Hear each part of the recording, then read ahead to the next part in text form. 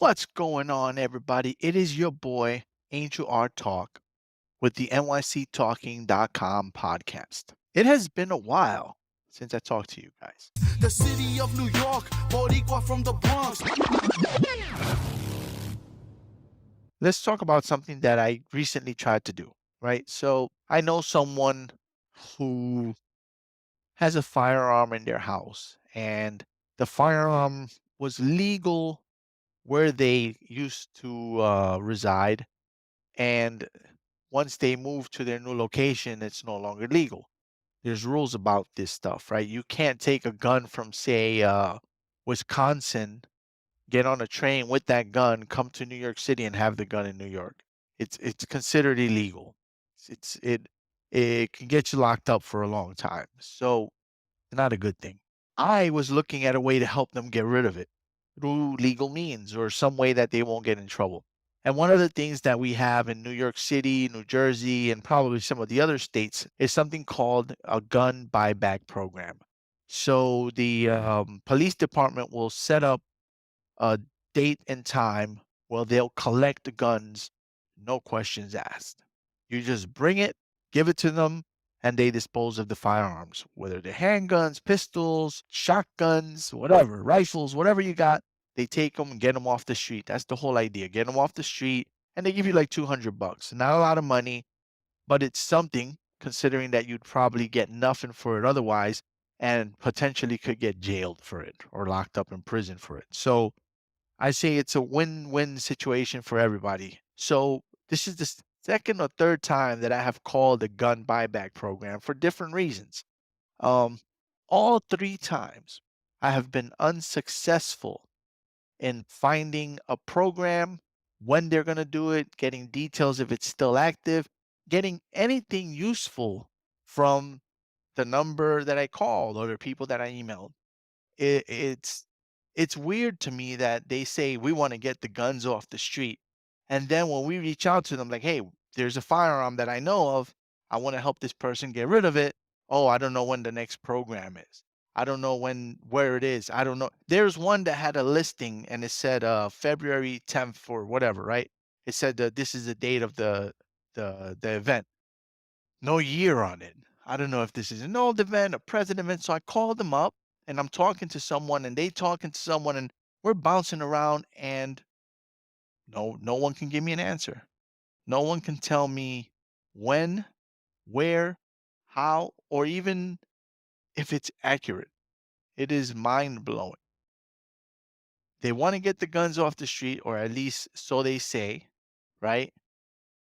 But when we approach them to try to get those guns off the street, in my case, I called 3 different times, 2 different states, trying to help someone dispose of a firearm legally so that, they don't get in trouble. They didn't know the laws. They're not clear on things. So I try to help them out. And I get no joy out of it. I got no success. So I think that's a problem. I think that in New York City and New Jersey and any other state that has a program like this, the mayors, the governors, the council, the city council, the all these representatives need to get together, the police departments, and they all need to come up with a plan to consistently run the program. Doesn't do any good if you do it once every 6 years. What's the point? By the time you get the next batch, there's a whole other batch out there. This makes no sense. This program should be happening, in my opinion. You can bring a couple officers 2 times a year, every 6 months, have I don't know, 6 cops there collecting the firearms and then disposing of them. I think this should be easy to do and it should be something that's consistently, regularly done, and it is not. And in my opinion, this is a problem, especially when they're always saying we want to get the guns off the street. Doesn't make sense to me. Just doesn't make sense. And for gun owners, if they want to get rid of their firearms, they shouldn't make it so difficult. Legal gun owners, mind you. I'm talking about people who like have guns. I have some friends who own firearms and we were trying to get rid of them. They make it very difficult for you to get rid of them. It shouldn't be the case. You should be able to go. Honestly, It should be a 365 days a year, 24/7 operation that you can bring a firearm and bring it to the police department. You should just be able to go, give them the firearm in a box, locked, whatever, and just get rid of it. No questions asked. That should be available to us all the time. I think it would be a very useful thing to have. And frankly, I'm surprised that the way they do it is these buyback events where they're randomly done whenever these people feel like doing it at churches or, a community center, bring them all there. And when I ask when is it happening? Oh, I don't know. We don't know when's the next one. Call us again. Try in 6 months. The city of New York, Boricua from the Bronx. On the topic of firearms and guns, I was having a little heart to heart with some of my friends today. And not that long ago, with another friend of mine, we were talking about like the insecurities that men have about penises. You know, is it big enough? Is it thick enough? Is it strong enough? Does it satisfy her? Like men don't like to talk about this stuff and they generally won't admit to it or talk to it. But I think that the majority of men have some insecurity when it comes to their man tool, myself included. And we're not beyond this, right? I'm not above this. So we were talking about it, and I was thinking about a couple stories I read, and one in particular. And mind you, I didn't heavily fact check it, but I read a story about a billionaire apparently who tried to get a penis enlargement. And as I understand it, again, I didn't fact check this, and I don't remember the guy's name. This was a very long time ago. The guy died allegedly. Let's work off of the premise that he did. Um, whether or not it's true, again, I haven't fact checked this. I have actual friends who have died doing cosmetic surgery. I have a very close family friend who lost her life doing a Brazilian butt lift and a tummy tuck.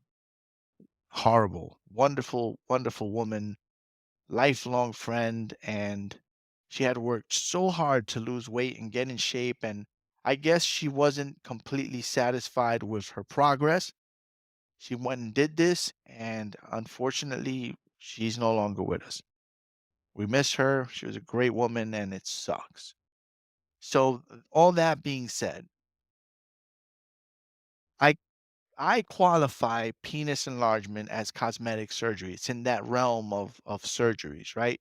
Because unless you have like a really invisible, tiny micro penis where your penis is not functional or there's some real problem, like in that case, I can I can understand somebody risking their life, you know?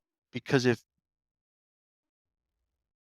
you can't enjoy sex, right? If you can't have sex, if you can't perform sexually and you can't enjoy yourself because of something like that, I kind of understand you going to those desperate measures, right? But let's take someone like myself. I am not what you would call well endowed, right? I don't have a huge freaking penis, you know? Um, it's not a micro penis, right? It's not like a tiny invisible penis, but in terms of huge penises, like you see in the pornos or whatever people talking about, like, got the 8 inch. That yeah, I'm not packing the 8 inch meat.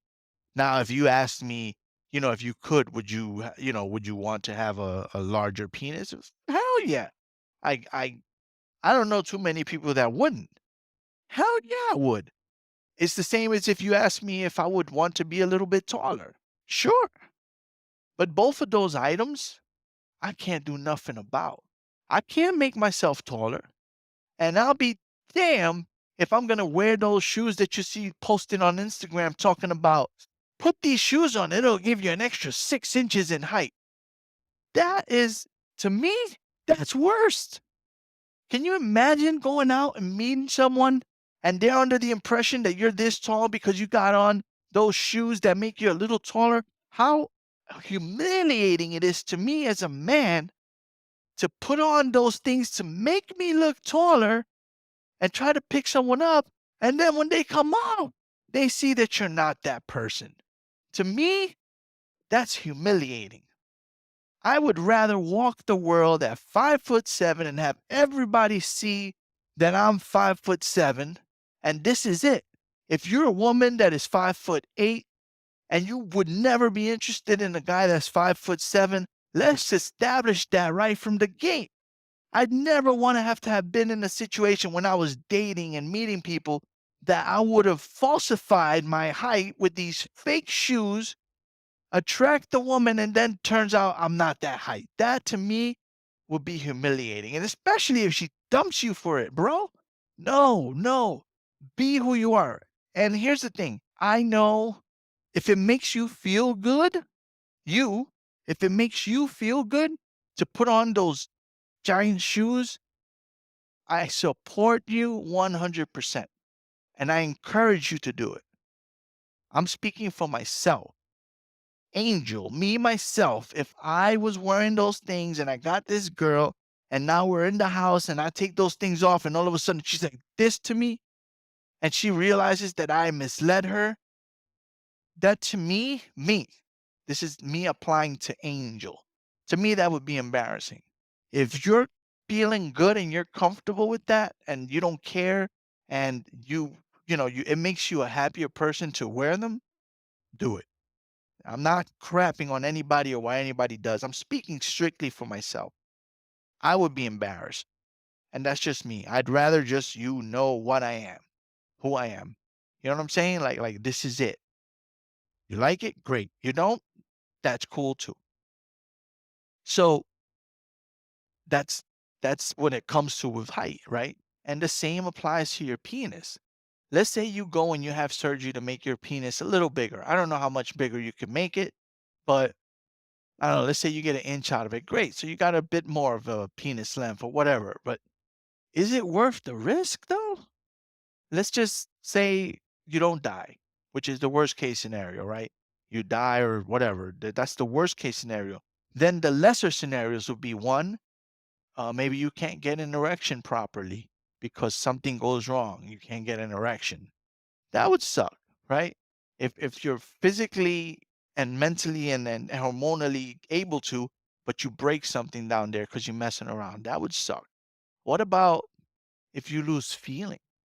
Dude, the whole point of the penis is feeling, right? You're having sex, you're feeling it, you're feeling good, and you give each other pleasure. Well, what if messing around trying to make your penis a little bit bigger, you disrupt some of the nerves that give you the pleasure and the feeling, and now you don't feel anything from sex? That would suck even worse, right? You got a bigger penis for who's it for? Who's it for? So when you're in the locker room, the boys see this massive thing dangling down, you're trying to impress them. Why do you care about them? Is it to impress the girls or whatever? Well, now it can get hard. Is that impressive? You can't get an erection. You get her, she's impressed, you get hard, you start having sex, you don't feel anything. You don't get any pleasure out of it. And that sucks, man. I wouldn't take that risk for a little bit more of a pride or ego. There's certain things you can't change and you got to accept them. And to me, that's not worth the risk. I just wouldn't do it. I wouldn't do it. If I could safely and magically make myself taller, make my penis bigger, make my feet straight, make my neck not hurt, if I can do all these things, I would do it. But I can't. So I have to accept what it is. I am an average penis holder, an APH on the best of days, and I feel pleasure when I have sex. My partners throughout my life have felt pleasure when we have sex. Everybody's happy. You're good. Why mess around with that? Why mess around with it over ego and pride? Is it worth it? No way. Not. No way. What are your thoughts? The city of New York, Boricua from the Bronx.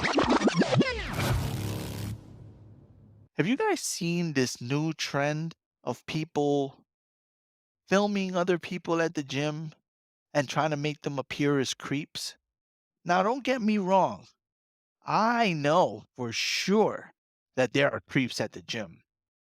I had a girl come to me on Wednesday and say, "Hey, do you mind walking me to the locker room so that somebody sees that I'm not alone? Because I feel uncomfortable. This guy is coming up to me saying he's always been watching me and he would like my name and my number and he wants to be friends." Men hit on women at the gym. It's no secret. It's been happening since I was a kid, probably before then, and probably even worse back then.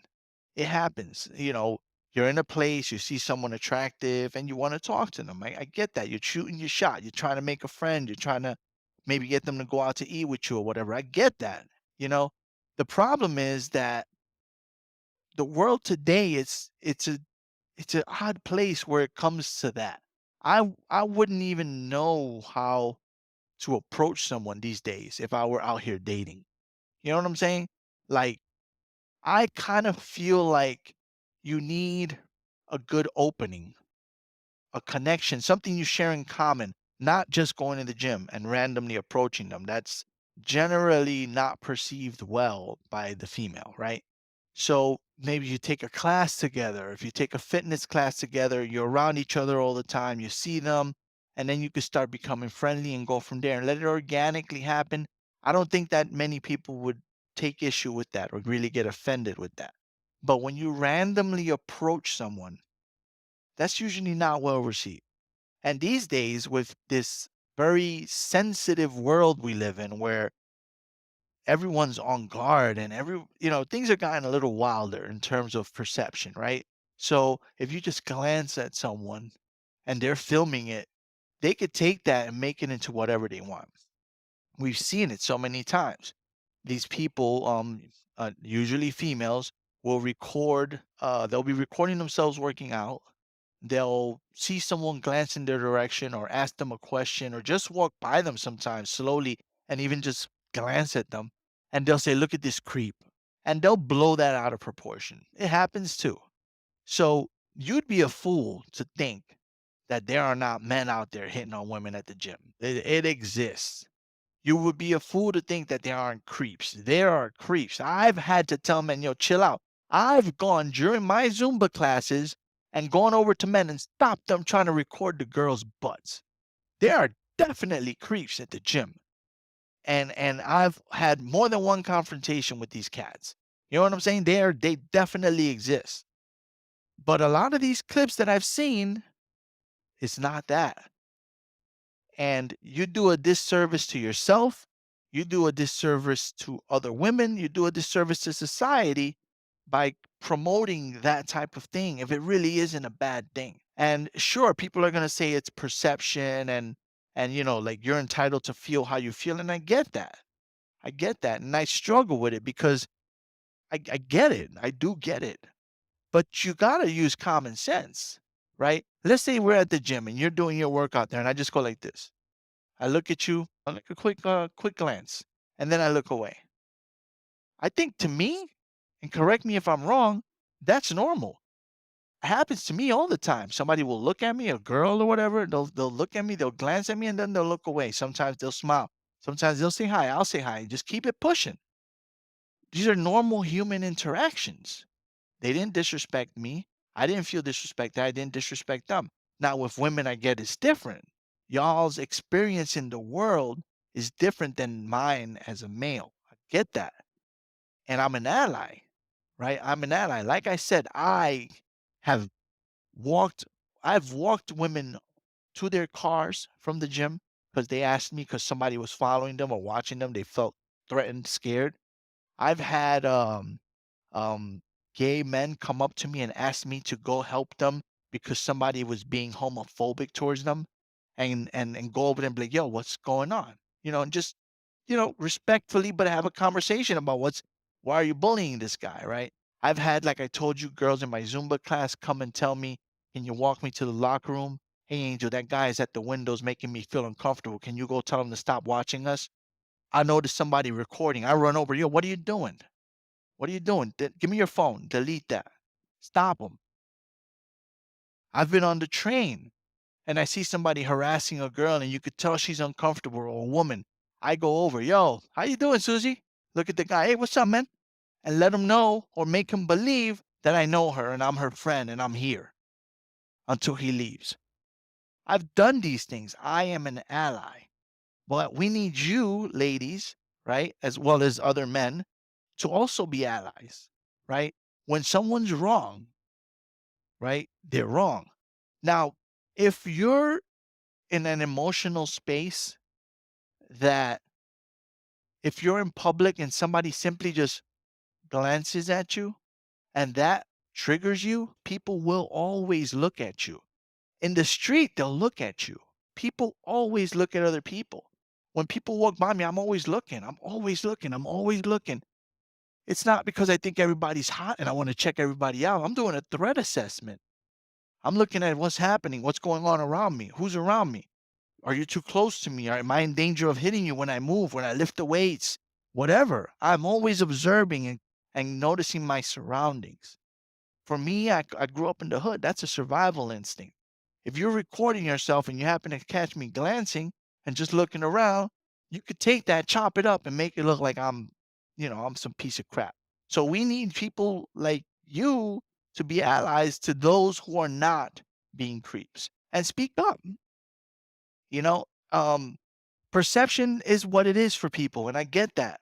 But just because you perceive something doesn't necessarily mean that's what it is. And we should be able to talk about that and we should be able to support each other. I'm telling you, if I see someone doing something wrong to a lady and I'm around, I will always step in. I will always step in and do what's right. And it's not because of kudos or whatever. It's just who I am, how I was raised, how I exist in the world. Understand that, right? But to try to put us in a world where someone just glancing over at you and then looking away, or even glancing you up and down because you're attractive or whatever. It's human nature to look, to take that and blow it into this thing of like they're these horrible, disgusting creeps. That's just not right. And we got to do better on that. And I think, I think we can do better. We will do better. And it's also on men to chill the hell out. When you go to the gym, unless they approach you, leave those ladies alone. That girl that's in my Zumba class, she doesn't want to talk to you. She's married, bro. She's got her life. She doesn't Why should she feel scared that she has to come and get me to bring her down there because you made her uncomfortable? I get it because I struggle with that. Like if you see someone and you want to talk to them, you want to say hi to them. I kind of like that's the world I come from. That's how we approach people when I was coming up. So that's the world I come from. Maybe that's the world people think we still live in. So I kind of get that. But listen, when you go to the gym, people are just going to work out. Let them work out, let them do their own thing and leave them alone.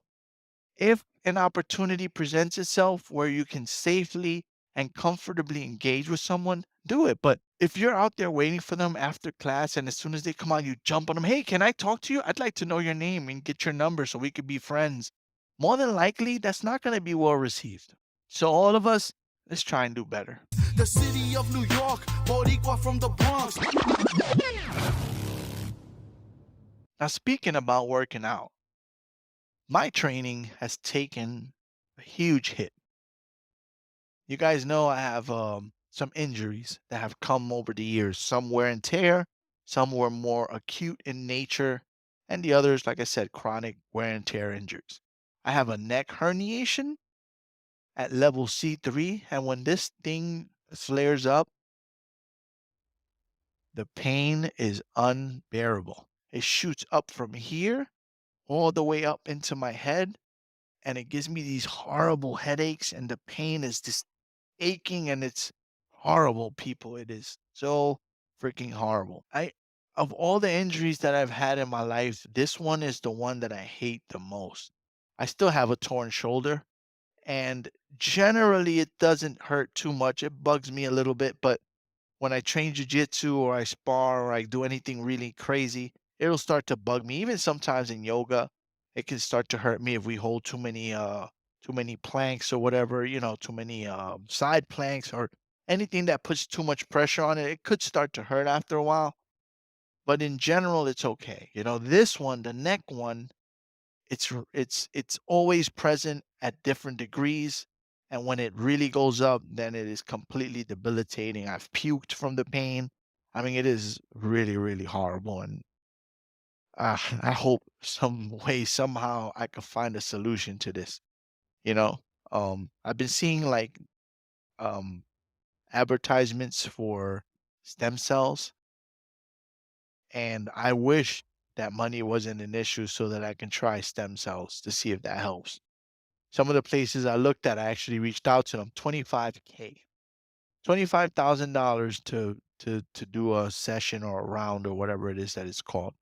25K, y'all. That's a car. That's a eighth of a mortgage for a home. You know what I mean? Like, it's a lot of money, and it's inaccessible to the general public. Like your average person can't afford it. Now, these stem cell laboratories and offices are generally overseas. So even if I had the money, I'd still want to research more and get more information to determine whether or not it's safe, whether or not these people are safe. I mean, the clinics, they're operating outside of the US, so you're going to have some risks you take. It's just the nature of what it is. But the research seems promising, the supporters seem promising. I'm interested in seeing how it evolves, and hopefully one day they get it locked down. It is affordable and accessible to all of us. Because right now it isn't. I can't afford 25K to get stem cells put in my neck to try to heal it. I can't afford it. It's too much money. But I will say this. I will say this. If they told me, Angel, 100%, you do this stem cell treatment and I guarantee you 100% you'll be healed, I would finance it and I would do it. But I guarantee you they won't do that. Like if I reach out to them and I say, hey, can you guys with 100% without a doubt guarantee that this is going to work before you take my money? Their answer would probably be no. Can I get the money back if it doesn't work? Their answer would probably be no. So with that, it makes me question the effectiveness. If I'm paying you 25K, then it should work without a doubt, and you should be able to stand by that guarantee. What do you guys think about stem cells for injuries and stuff? Like, what are your thoughts on that? My my jujitsu, I should have probably finished it last year in August. My combative belt in the Gracie system, but particularly because of my neck, I've missed a lot of classes, and I've had long periods of layoffs from training because of my neck. When this thing hurts, it's just too much.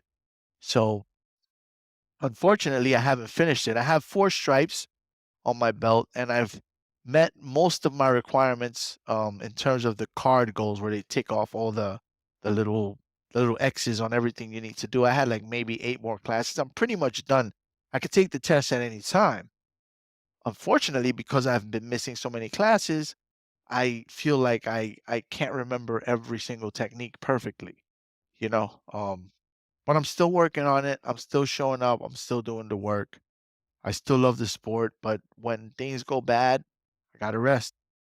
It's just not worth the pain. And I'm telling you guys, this pain sucks.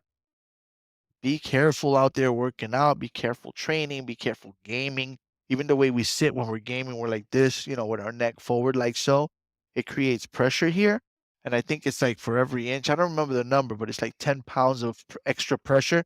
And if you could tell, if you look at my neck kind of goes forward when it should be here. Now, I've been doing physical therapy movements for months. And I bought this thing called the Iron Neck. I've been using some products called the Soul Right. I've been trying to do everything I can to help with this thing. It's pretty bad, and when it hurts, it hurts. But, if you're young and you're watching this, you could prevent this. Do corrective exercises, make sure your posture is good. I've been getting scolded for my posture since I was a kid, always slouching, and I didn't care. I didn't think anything of it. And here we are today. It's probably all connected. I'm positive it's all connected. You know, unfortunately, the way I grew up in the hood. So if I walk like this with my head up, it's easy to get your head shot off. So we try to keep our head down, avoid eye contact, walk with your head down. So in a way, poverty, which keeps me from doing the stem cells to heal this, in a way, poverty contributed to it because it was our culture, our upbringing, the way I came up required me to be like this. Because if I was like this, I was inviting trouble. So I always walk, keep my head low, below the radar, try to avoid trouble, don't look at nobody, and look at where we end up. The city of New York, Boricua from the Bronx. Before I close out today's episode, I want to give you guys a couple of recommendations. There's a new show we started watching called Lockwood and Company. I think it's called Lockwood and Company. It's kind of like a ghost hunting show. And I don't know anything about it. I never read the books. I don't really know much about it, but just randomly started watching it and we have been enjoying it. My wife and I have been watching it and enjoying it. And I recommend you check it out. So far, I've been enjoying it. It's been a good show. Of course, it could be like one of those scenarios, like another one we watch, Half Bad, right? Half Bad. Um, it's been out for a little bit. We watched it, we finished it, we were enjoying it, and they're like, "Oops, we decided to cancel it." Bro, what the hell? This is the problem I have with series and why I prefer to watch a movie that has an ending, a finality to it. And I say the same about series. The series should conclude before we go on to the next. You shouldn't leave us hanging because there's no guarantee you're gonna come back. Like look at Half Bad. Half Bad was a dope show. Canceled. I picked up the book to try to read the book. I tried to read the book. I couldn't get into the book. The way it read, the way it was written, I couldn't get into it. So I will never know the full story. I'll try the book again, but I was having a hard time getting into it. It doesn't read like a normal book. The way they wrote it is a lot of like third person. It was just weird, and I didn't enjoy reading it. So that that series I may never know where it concludes. And which is unfortunate because it was good. But they left us hanging. They left us hanging. And you talk about like a series like Percy Jackson, that movie series. There's supposed to be another movie. They never made it. They left us hanging. Again, I want to pick up those books too. I want to read those books. Um, but you gotta finish it because you don't know if you'll ever get a chance to finish it. So I hate when it's like a series and it's gonna be like maybe a three season series, and you won't know the full story until all three seasons. I don't enjoy that because we don't know if they'll ever finish it. So I feel like you should cover a portion of the story that has an ending, some finality to it each season, so you don't leave us hanging. And if you happen to not come back, we're not left hanging, and it's done. We got the story. Because Half Bad was dope, and they left it at a dope part with some pretty cool stuff, and we just that's it. We're left hanging. Does he eat the freaking heart? I don't know. You know why I don't know? Because they didn't renew the show. Is he gonna get all the powers? I don't know. Because they didn't renew the show. What happened with Percy Jackson? I don't know. Because the movie didn't get renewed. I think there was some talk about putting it on Disney as a series, but what? What? We'll still never know what happened in the movie. So stop assuming that your shit is so good that it's gonna be around. Because it might not be. Give us something to finish and close it out with. And then restart at the next season. You know what I'm saying? Physical 100.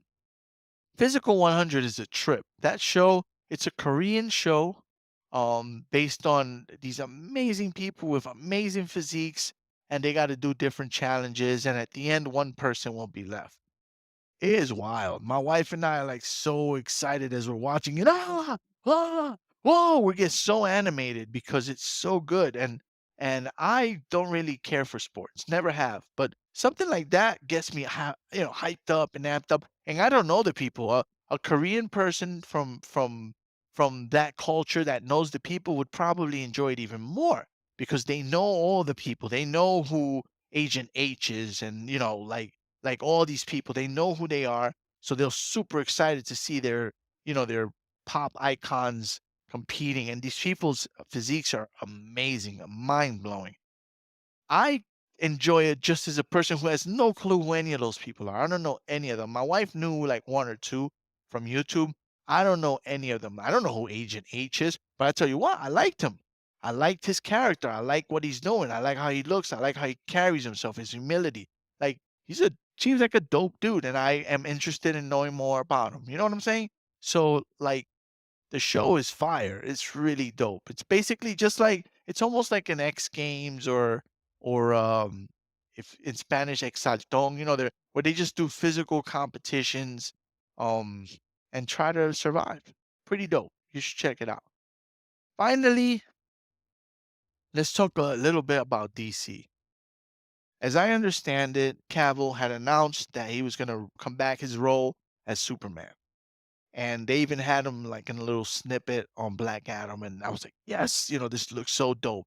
Then sometime later, he announces that he's been, removed as Superman in the DC universe. Cavill is the perfect, dopest Superman that I've ever seen, and I find it troubling that these people got rid of him or whatever. I don't know exactly what happened, but I think it's not cool. That dude was doing a great job. His films were phenomenal. Man of Steel was such a good movie, and I was so excited to see him continue the role. And then they dropped this stuff. Let me tell you guys something. Your movies are okay, and you're not doing as well as Marvel. And I'll even say that Marvel today isn't as hot as it was during the Infinity Saga, right? They've dropped the Infinity Saga finished. They haven't awakened in me the excitement that whole episode, that whole series of movies had. That continuation to see where we're going. Right now, I don't know where we're going. I don't even know what is this? What are we doing in Marvel right now? What is it? That was the Infinity Saga. What is this? The multiverse or whatever? Like what exactly is going on? Where are we going? I don't know. I don't have that level of excitement, right? I saw Black Panther. That was the last movie that I watched. I enjoyed it. It moved me to tears. I thought it was touching. I think it was beautifully done. I had no idea where they were going to go with it. I didn't know what they were going to do. I didn't research. I wanted to be genuinely surprised when I watched the film. And I think they did as good a job as they could given the circumstances. And that being losing their lead actor, this phenomenal man, Chadwick, and losing him as the Black Panther. I I didn't know where they were gonna go. And I was kind of hoping that they kept the story the way it was meant to be and recast him, but keep the character. That's kind of what I was hoping they would do, but I wasn't married to that idea, because I also respect that, you know what? This guy did this and let's keep it him forever. I get that. So what they did, I think it was good. I think the movie was great. I loved it. I enjoyed it. It moved me deeply. It moved my son. We were all that just, I mean, you can hear a pin drop when they were doing their tributes. I mean, it was unbelievable how powerful and heavy the theater felt. Like everybody was just moved all at the same time. It was beautiful. But even with that movie, I still don't know what the big picture is. I don't know where we're going. All that is to say, Marvel is still better than y'all. And y'all are messing around, DC. I'm talking to you right now. Y'all are messing around, taking out your biggest guy, in my opinion, the most entertaining dude in that role and getting rid of him. It just, to me, it doesn't make any sense. I don't understand why you're doing it. I don't agree with it, and I don't know where you go. I don't know where you're going. I don't know where you're going. You guys are great in the animated films. You do great work in animated films. I enjoy your movies, but losing Superman to me was a bad move, and I believe you're probably gonna live to regret it. The city of New York, Boricua from the Bronx. Ladies and gentlemen, I thank you for taking this time out of your day to listen to the NYC Talking Podcast. If you have any thoughts that you'd like to share, please use the comments, leave a voice message using the Anchor app. However you want to communicate, Twitter, Facebook, Instagram, TikTok. I'm on everything at Angel R Talk. Look forward to hearing from y'all, and I'll see you guys soon on the next episode. If you'd like to be a guest on this podcast, reach out to me on those aforementioned methods. Mention what it is you'd like to talk about or what you'd like to plug or promote or whatever, and we'll go from there. Once again, thank you for listening, and I am out. You are listening to the NYC Talking Podcast. www.nyctalking.com. Please like NYC Talking on Facebook. Please follow Angel R Talk on Twitter and Instagram. We are NYC Talking, the realest lifestyle blog ever. Thanks for listening.